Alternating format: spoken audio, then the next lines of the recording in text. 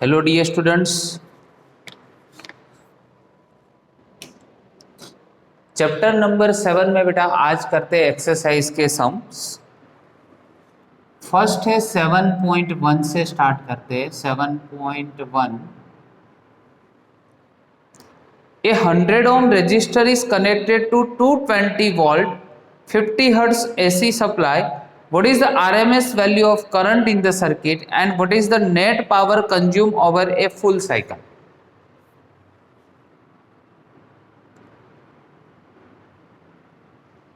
एक 100 ओम का रजिस्टर है जो एसी सप्लाई के साथ यहाँ पे हमने कनेक्ट किया है।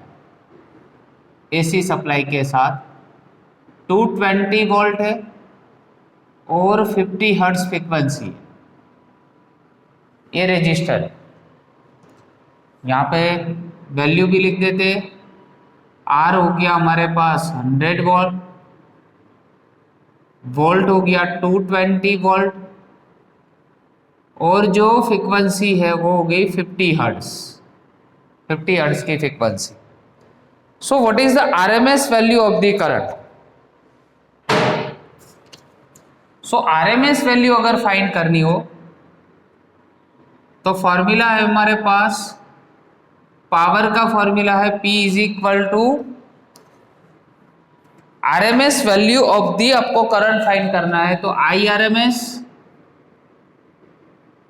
Is equal to V RMS divide by modulus of Z. But यहाँ पे इम्पीडेंस नहीं है, हमें ओनली रजिस्टर दिया हुआ है, इसलिए इम्पीडेंस के प्लेस पे यहाँ पे जस्ट क्या रखेंगे, आर। चलो वी आर एम एस मतलब वोल्टेज है हमारे पास 220 वोल्ट और रजिस्टर दिया है 100, तो 100 से डिवाइड करेंगे, आंसर होगा 2.2 एम्पियर। इसमें सेकंड क्वेश्चन है, what is the net power? So power का फॉर्मूला है P is equal to V square, but V R M S लेंगे और डिवाइड बाय आर। चलो वोल्टेज है हमारे पास 220 का होल स्क्वायर और रजिस्टर आपको दिया है 100, तो ये होगा 484 00 और 100, ये 00 कैंसल, तो आर अपने पास आंसर होगा 484 ओम। कितना होगा? 484 ओम। 7.2 सॉरी, यहाँ पे रजिस्टर नहीं है, पावर है, चेंज कर देते हैं। पावर का यूनिट बेटा क्या होगा? वॉट होगा। Number second 7.2 the peak voltage of AC supply is 300 ohm volt, what is the RMS voltage? Peak voltage मतलब मैक्सिमम वोल्टेज। मैक्सिमम वोल्टेज आपको दिया है 300 वोल्ट, तो हमें आरएमएस फाइंड करना है, मतलब वी आरएमएस आपको फाइंड करना है। RMS value of the current in the AC circuit is 10 ampere. IRMS कितना है? 10 एम्पियर। तो आपको पीक करंट फाइंड करना है। पीक करंट मतलब IM की वैल्यू फाइंड करनी है। IM की वैल्यू फाइंड करनी है, ठीक है। चलो तो कैलकुलेशन स्टार्ट करते हैं, बहुत ही इजी सम है। V R M S is equal to, formula है Vm डिवाइड बाय √2। Vm की वैल्यू है हमारे पास 300, ए है 1.41, तो वी आर एम एस मिल सकता है 300 डिवाइड बाय 1.41, 212.76 वोल्ट होगा, ये फर्स्ट आंसर। वैसे ही same I R M S is equal to क्या होगा? IM divide by √2। IRMS हमारे पास 10 है, √2 सामने मल्टीप्लाई हो जाएगा, तो हमें मैक्सिमम करंट फाइंड करना है, तो IM इज इक्वल टू 14.1 हो जाएगा एम्पियर। क्लियर? तो 7.2, तो देखो 7.2 है, वो बोर्ड एग्जामिनेशन में MCQ में भी आ सकता है, ऐसा नहीं कि सम में भी पूछा जा सकता, बहुत ही इजी एग्जाम्पल है, जस्ट दो फॉर्मूला का ही यूज करना है, इसलिए MCQ में भी ये बोर्ड एग्जाम में आ सकता है। Let's move on to 7.3।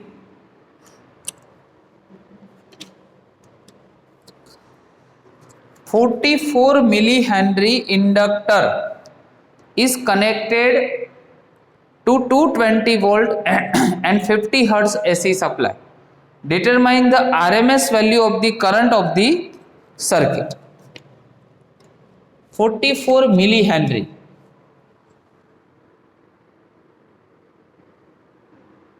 तो डायग्राम पे ड्रॉ करते हैं। यहाँ पे एक इंडक्टर है, 44 मिली हेनरी का इंडक्टर है, उसको हमने AC सप्लाई के साथ कनेक्ट किया हुआ है।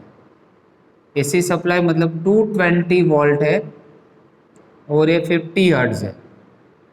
ये इंडक्टर आपको दिया है 44 milli henry.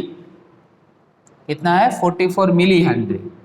So L is equal to 44 into 10⁻³ होगा। और आपको फाइंड क्या करना है? करंट फाइंड करना है, IRMS आपको फाइंड करना है। देखो IRMS का फॉर्मूला है, IRMS is equal to VRMS divide by modulus of Z। अभी यहाँ पे इंडक्टर है, तो इंडक्टर के लिए Z क्या होगा? इम्पीडेंस, उसका इंडक्टिव रिएक्टेंस होगा XL, और XL इज इक्वल टू क्या होता है? तो XL इज इक्वल टू होता है ओमेगा L, और omega L is equal to क्या होता है? तो 2 पाई न्यू इंटू L। चलो VRMS तो हमारे पास 220 है, 2 पाई मतलब हो गया 3.14, फ्रीक्वेंसी हो गई 50, और इंडक्टेंस आपको दिया है 44 इंटू 10⁻⁻3। सो IRMS की वैल्यू कैलकुलेट करते, 220 divide 2 divide 3.14 divide 50 divide 44, 0.01592 into 10⁻³ 1 2 3 power यहाँ पे आप शिफ्ट करोगे तो IRMS की वैल्यू कितनी मिलेगी आपको? अप्रोक्स 15.92 एम्पियर वैल्यू मिलेगी। एक बार चेक करते हैं, आंसर अपना राइट है, 1592 एम्पियर आपको वैल्यू मिलेगी। 7.3 है, वो भी बोर्ड एग्जामिनेशन में एज ए MCQ पूछा जा सकता है। JEE नीट गुजकेट ये सारी एग्जाम में एज ए MCQ पूछा जा सकता है ऐसा सम। सेम ऐसा ही एक सम है, नेक्स्ट सम हमें देखना है, जो यहाँ पे हमने इंडक्टर के फॉर्म में देखा ना, तो अभी कैपेसिटर के फॉर्म में देखना है। सो यहाँ पे लेते हैं 7.4 में क्या होगा? तो यहाँ पे कैपेसिटर होगा, और कैपेसिटर को हम कनेक्ट करेंगे AC सोर्स के साथ। ये AC सोर्स हो गया, कितना है? 220 वोल्ट और 50 हर्ट्ज, 220 वोल्ट और 50 हर्ट्ज के साथ। ओके चलो, तो कैपेसिटेंस बेटा आपको दिया है 110 दिया है, यहाँ पे थोड़ा चेंज करना पड़ेगा। ये कितना है? 110 वोल्ट दिया है, और आपको कैपेसिटेंस दिया है 60 माइक्रोफेराड है। तो 60 इंटू 10⁻⁻6 फैराडे कैपेसिटेंस होगा। इसमें भी सेम हमें फाइंड करना है, क्या फाइंड करना है, I R M S is equal to होगा V R M S divide by modulus of Z. So V R M S यहाँ पे कैपेसिटिव रिएक्टेंस होगा तो एक्सी लिखेंगे। अभी I R M S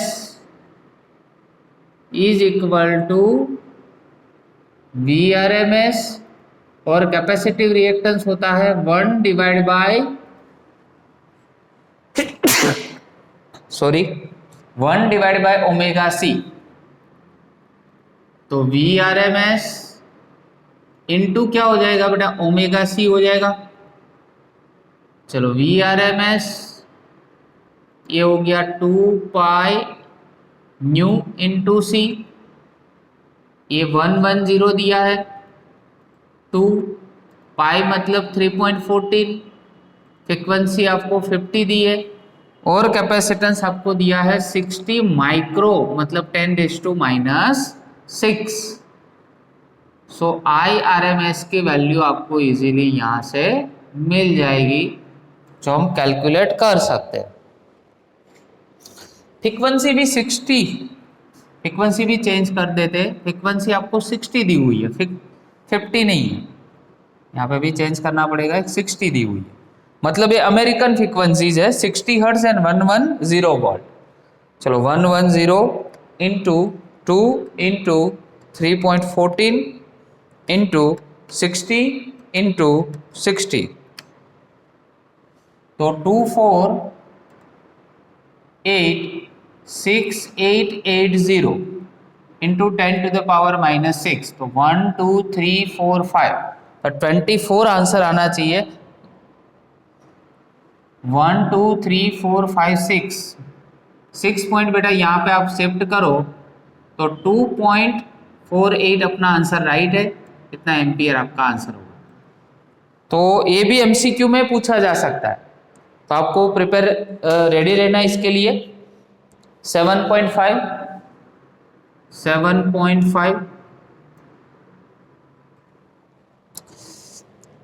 exercise 7.3 and 7.4 what is the net power absorbed by each circuit over a complete cycle, explain your answer। 7.3 and 7.4 ये दोनों sums में net power कितना होगा, एक साइकिल कंप्लीट होती है तो उसमें नेट पावर टोटल कितना होता है। तो जैसे थियरी में हमने पढ़ा है कि एवरेज साइकिल, एवरेज पावर जो होता है कैपेसिटर और इंडक्टर में ऑलवेज जीरो होता है, बट कैसे जीरो होगा, तो यहां पे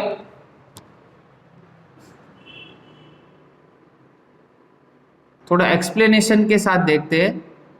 फॉर इंडक्टर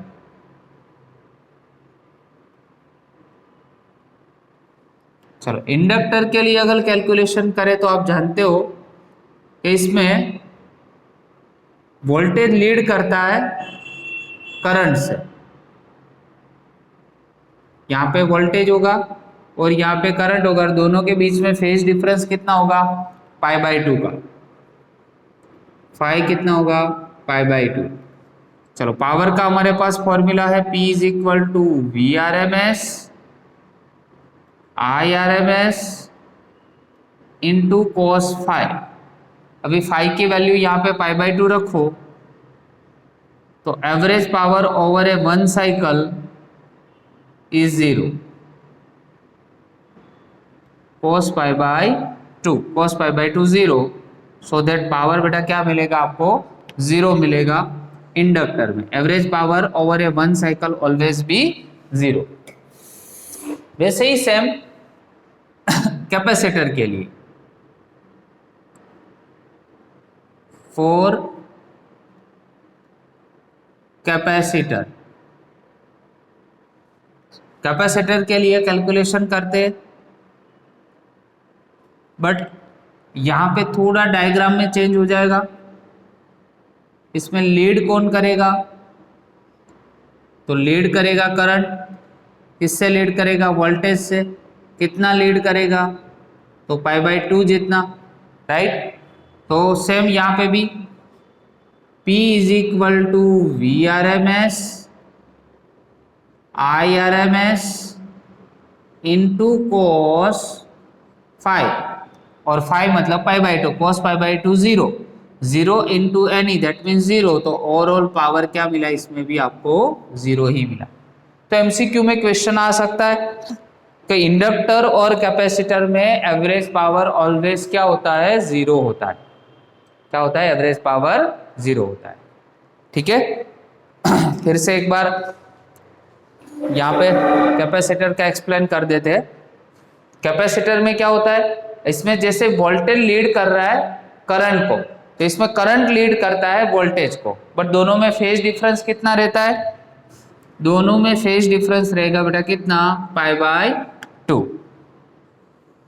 इसलिए यहां पे जब रखेंगे वैल्यू तो cos pi by two zero होता है, तो सेम यहाँ पे cos पाई बाय टू की वैल्यू भी जीरो होती है, इसलिए दोनों में एवरेज पावर जीरो होगा। Right. Number 6 7.6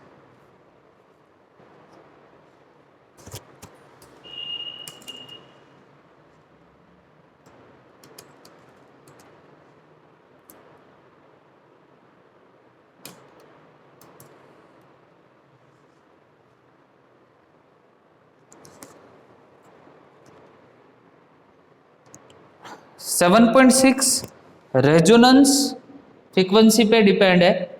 obtain the resonant frequency omega R of series LCR. उसमें एल की वैल्यू आपको दी हुई है, एल की वैल्यू है हमारे पास 2 हेनरी और सी की वैल्यू है 32 माइक्रोफेराड। अभी माइक्रो है दैट मीन्स 10 रेज़ टू बेटा कितना होगा, -6 फेराडे होगा। ए सी की वैल्यू है।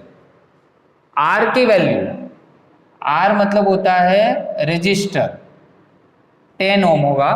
तो what is the Q factor, Q factor भी इसमें फाइंड करना है। राइट। तो रेजोनेंट फ्रीक्वेंसी ओमेगा आर बोला है। सो एट रेजोनेंस, रेजोनेंस पे हम जानते हैं omega R is equal to होता है 1 upon under root of L C. So omega R is equal to 1 under root of L की वैल्यू है 2 और सी है 32 into 10 raise to -6। So that omega R is equal to 1 divide by, यहाँ पे बेटा हो जाएगा 64 इंटू 10 रेज़ टू -6। चलो 64 का स्क्वायर रूट कितना होगा, 8 होगा, तो 1 divide by 8 into 10 raise to कितना हो जाएगा, -3। So omega R is equal to 1 divide by 8, तो 0.125 इंटू 10 टू द पावर 3। चलो 3 पॉइंट यहाँ पे शिफ्ट कर देते हैं, तो 125 और एंगुलर फ्रीक्वेंसी है तो रेडियन पर सेकंड होगा। क्या होगा, रेडियन पर सेकंड। तो ये हो गई अपनी रेजोनेंट फ्रीक्वेंसी। जो रेजोनेंट फ्रीक्वेंसी ओमेगा आर आपको बोला है, साथ में आपको क्यू फैक्टर भी बोला है। सो क्यू फैक्टर के लिए फॉर्मूला है omega R L divide by R. Omega L मतलब 125, एल आपको दिया है 2 और रेजिस्टेंस आपको दिया है 100, तो 250 डिवाइड बाय 10 करोगे तो आंसर 25 होगा। जो 25 आंसर आपका क्यू फैक्टर का आ रहा है वही आंसर होगा। ठीक है। 7.7 में भी सेम है, जो हम होमवर्क में कर सकते हो। एग्जाम्पल बेटा, आपको कैपेसिटेंस की वैल्यू दी हुई है 30 माइक्रोफेराड। 30 माइक्रोफेराड है, माइक्रो मतलब क्या होगा, 10 रेज़ टू -6 फेराडे होगा। सो सी दिया हुआ है आपको। इंडक्टेंस आपको एल दिया हुआ है 27 मिली हेनरी। 27 मिली हेनरी, मिली मतलब 10⁻³ हेनरी होगा। तो एल की वैल्यू आपको दी हुई है। तो what is the angular frequency of the free oscillations? Angular frequency आपको फाइंड करनी है free oscillations of the circuit. तो फ्री ऑसिलेशंस दिया है तो फिर से सेम फॉर्मूला यूज करेंगे, omega is equal to 1 divide by √LC। या फॉर्मूला यूज करोगे, वैल्यू रखोगे तो डायरेक्टली आपको आंसर मिलेगा।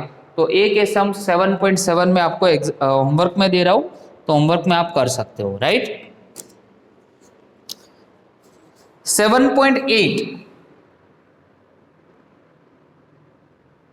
7.8 सम भी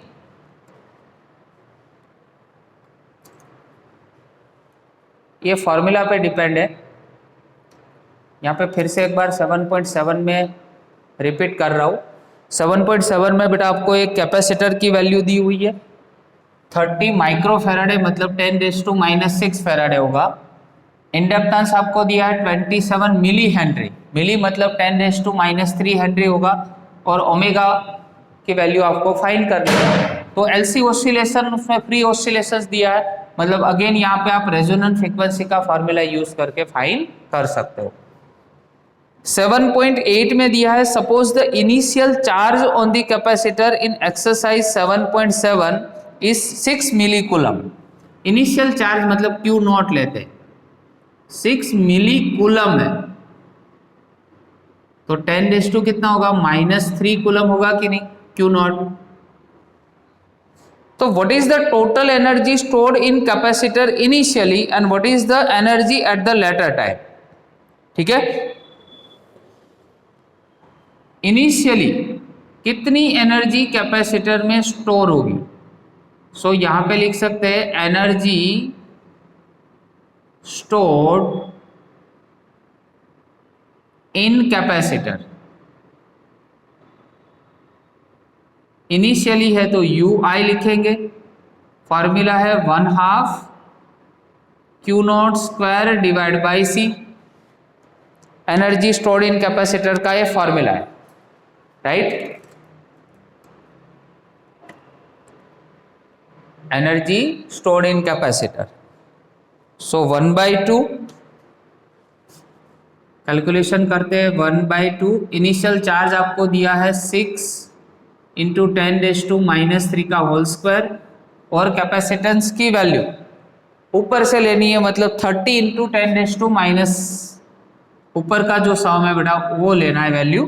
ठीक है, चलो ये 1/2 हो गया, 6 का स्क्वायर होगा 36, ये 10⁻² कितना हो गया -6, ये 30 × 10⁻⁻6 -6 कैंसल, यहाँ पे हो जाएगा 18 डिवाइड बाय 13 करोगे, 18 डिवाइड बाय 30 करोगे तो 0.6 होगा। कितना मिलेगा आपको, 0.6। तो ये तो इनिशियल एनर्जी है, तो आपको फाइनल एनर्जी भी फाइंड करनी है। But as per energy conservation law, energy conservation law, उसकी इनिशियल एनर्जी और फाइनल एनर्जी ऑलवेज सेम होती है। कितनी होगी, 0.6 जूल ही होगी, उसमें कोई भी चेंजेस नहीं होगा। तो ये 2 मार्क्स में सम भी आ सकता है और MCQ में भी ये भी पूछा जा सकता है। तो चैप्टर नंबर 7 के बेटा जो एग्जाम्पल्स आपको दिए हुए हैं उसमें जस्ट फॉर्मूला ही पुट करना है। तो फॉर्मूला पुट करो, सीधा उसका आंसर मिल सकता है। तो डायरेक्टली उस बोर्ड एग्जाम में एज ए MCQ भी ये सारे जो क्वेश्चंस है, सारे सम से वो पूछे जा सकते हैं, राइट। तो आपको कैलकुलेट करना है। फिर से जहाँ पे भी कैलकुलेशन की रिक्वायरमेंट है तो कैलकुलेशन के साथ पूरे सम्स घर पे फिर एक बार आपको प्रैक्टिस करनी है। Okay, thank you very much.